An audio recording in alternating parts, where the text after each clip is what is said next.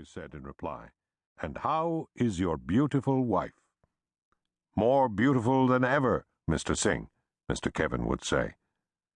Putting the cigarette in his mouth, he'd open his palm and pass an orange slice over to Mr. Singh. "Thank you," Mr. Singh would say, giving Mr. Kevin his newspaper. "Freshly sliced," Mr. Kevin would answer. They'd then follow up with a short discussion about gardening or cooking or tea. Despite all he must have had on his mind, Mr. Kevin never seemed rushed. It was simply courteous and respectful conversation at an ungodly hour. Quite civilized. It took the usual 25 minutes for Mr. Singh to methodically work his way up to the 12th floor.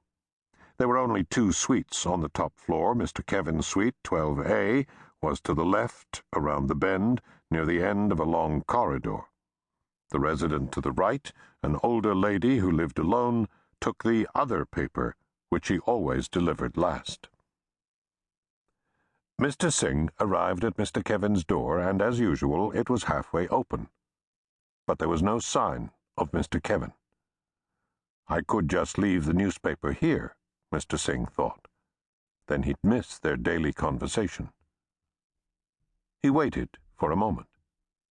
Of course, he could not knock. That would be highly improper.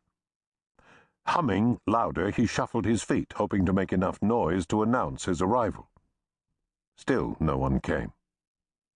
He hesitated. It was the engineer in him. He liked routine, order. He remembered the day his 11th form mathematics teacher taught the class that there was no such thing as parallel lines, that because the earth was round, any 2 parallel lines would eventually meet. Mr. Singh didn't sleep for a week. There was a noise from inside the apartment, an odd, hollow sound. That was strange. Then a door closed. Good, he thought, as he waited. But there was silence again. Maybe he should leave. Instead, he took Mr. Kevin's newspaper and dropped it onto the parquet floor just outside the door. It landed with a loud smack, which he hoped would signal his presence in the doorway. He'd never done anything like this before. There was another noise inside, distant. Were they footsteps? What should he do? He certainly could not enter. Mr. Singh waited. For the first time, he looked down at the front page of the newspaper. There was a picture of an ice hockey player raising his arms in the air and a story about the local team, the Toronto Maple Leafs. How odd that the name was misspelled, Leafs and not Leaves, and the color of the leaf on the jersey was blue. Mr. Singh had seen lovely red and yellow maple leaves, but never a blue one. At last, he heard footsteps approaching the door. Mr. Kevin came into the hallway wearing his usual bathrobe and opened the door all the way. Mr. Singh heard a soft tap as it rested on the door stopper. But where was his cigarette? His tea? Mr. Kevin was looking at his hands, rubbing his fingers. Mr. Singh noticed something red on his fingertips. He had a pleasant thought. Blood oranges.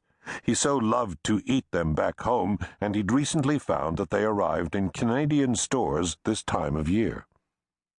Had Mr. Kevin been cutting one? Mr. Kevin raised his hands to the light. Mr. Singh could see the red liquid clearly now. It was thick and heavy, not thin, like juice from an orange. Mr. Singh's heart began to race. It was blood.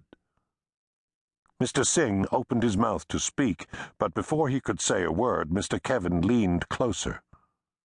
"I killed her, Mr. Singh," he whispered. "I killed her."